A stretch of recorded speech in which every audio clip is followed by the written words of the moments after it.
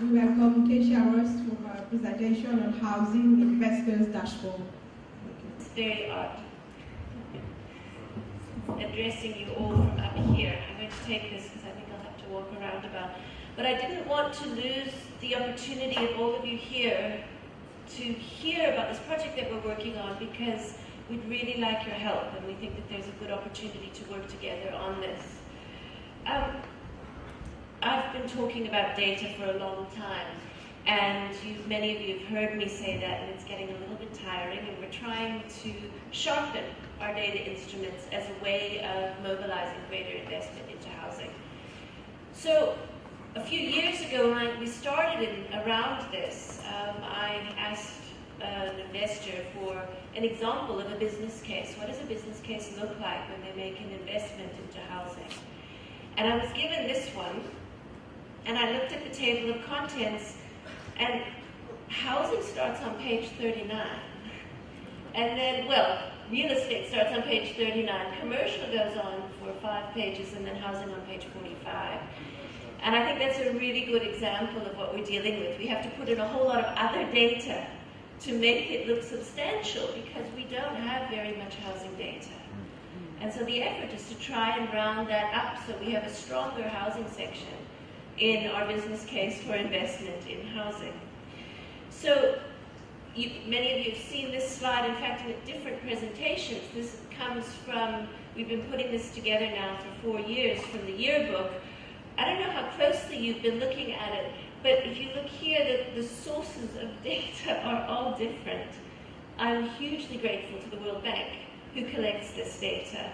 And as Britt was explaining to me earlier this week, it's collected when different bank officials are on mission, and they go and they speak to the central bank, and they work out a calculation, and then they put it into a spreadsheet that Simon Wally puts together. So we have the World Bank data, and some of it is older, Rwanda, and some of it is newer. Then we also have HOFINET, the Housing Finance Information Network, which is a fabulous exercise that's being run by the Wharton School's International Housing Finance Program and Dr. Maria Hoag-Smith. That's a fairly extensive exercise to go through as a country to provide all of the data that they request. Within that comes some data relating to mortgage finance again. And here's Senegal in 2010, 0.07% mortgage to GDP. There isn't a central data source. I worry about this because I'm not entirely sure how rigorous it is. Yet we use it because there isn't anything else. And I think in our yearbook, it was the first time we'd ever put all of those different numbers together. And I, perhaps being just less rigorous than some of my colleagues, said, well, let's put it all there. And then we can have a debate about it at least. It gives us something to work on. So the dashboard project was to say, well, how do we begin to address these data shortcomings? And we started by identifying different housing finance players, and we broadly defined them as investors, people who were applying their money into the housing sector. And from about 146 that we found operating in the SADC region, we interviewed about 30 of them, and we said, well, what kind of data do you use? What do you look for, and how do you put it together? And from there, a prototype dashboard of data was developed, and this was done by Bankable Frontiers. And we extended it with the support of the AUHF to also include Kenya and Ghana and Nigeria. And from there, we developed a database of 450 indicators. 450 indicators, the majority of which said nothing about housing, but said a whole lot about how different economies work. While that was happening, the World Bank revamped their website, and now they have this open data platform. And in fact, it's quite easy to access a lot of that data from the World Bank's open data platform. We tracked the data 2007 to 2012 to show some sort of trajectory.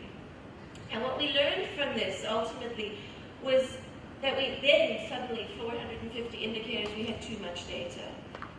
Not enough analysis. What does that data mean when it comes together? How do you tell a housing story from all of these different data points? We also found that there was too little data because there were lots of holes. So even though the World Bank does collect a lot of data and it's available, it's not uniformly available across countries. And certainly Finnmark Trust has been working on this engaging with central bankers about collecting good data, broadly defined across the financial market. So that was, again, another issue that we found. And to try and then model that, or to show it, we were showing it with lots of holes. We had a good experience with the head of the Angolan Chamber of Commerce in Johannesburg, because the data that we had presented in one of our yearbooks was, he felt lacking. So he phoned me up and he said, the data in your yearbook is wrong, it's not good. And I said, I was so delighted that he'd called. I said, can you give me better data? And that's really how we're having to go about this. As people start to use the tools, then maybe they can start to interrogate the quality of what's included in there. So the big question, though, is what does all of this data mean, and how do you structure it in a way, if the goal is to stimulate greater investment in housing, which is the goal that we set for ourselves, is to use a data platform to encourage practitioners to start to choose housing over perhaps shopping malls, over perhaps, I don't know what else, but to emphasize affordable housing. And what we're also finding is that in the 450 points, we were missing some of the really interesting stories. They got lost in all of the news. So our dashboard project has been about narrowing our focus specifically on housing, saying how do all of these data points actually relate to housing specifically, and then changing the view. And what we're building is a set of dashboards that will appear on our website, and they're in a very beta stage right now. We hope to be able to launch them soon, that start to explore. Now this is it's fuzzy, I'm sorry. This is very basic data. It's available just about everywhere, GDP growth. But if we look at it together with GNI and GDP per capita, it might start to give us an indication of affordability and the relative affordability of the countries. If we then bring in, this is doing business data, and what we've done is we've tried to take the doing business indicator rankings and show relatively between the different rankings which ones are stronger. Big circle is stronger, small circle is weaker. And then the ranking here, we're in Angola now, the ranking of Angola across the 17 countries that we're looking at, the SADC plus Kenya, Nigeria, and Ghana. It's a bit difficult to do business in Angola overall, but perhaps easier in this is protecting investors, is the strongest one of them. We can move on to South Africa. South Africa scores #1 internationally in terms of getting credit, which is a bit of a problem in South Africa. We have a large over-indebtedness problem. And that obviously has an impact on access to mortgage finance and other kinds of housing finance. And that's a story, again, that we would want the dashboard to tell. So when you have a big circle that says getting credit is easier in a particular country, well, how does that then translate to the housing finance question? Looking at Mauritius, Mauritius is ranked #1 in the region for, I think, the 5th year in a row, and number 23rd overall internationally, and quite a good spread of strength in terms of the different doing business indicators.